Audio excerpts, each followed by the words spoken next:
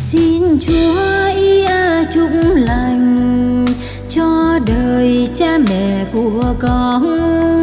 Công ơn là như núi non dưỡng nuôi con bao ngày vuông tròn.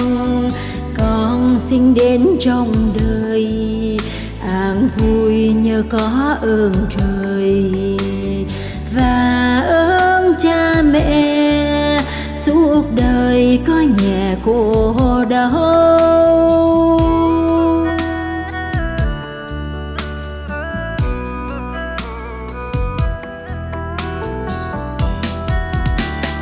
Xin cho cha mẹ con thăm mãi tình son của Chúa Trời, cho con giữa gia đình luôn sống theo tình người con ngoan.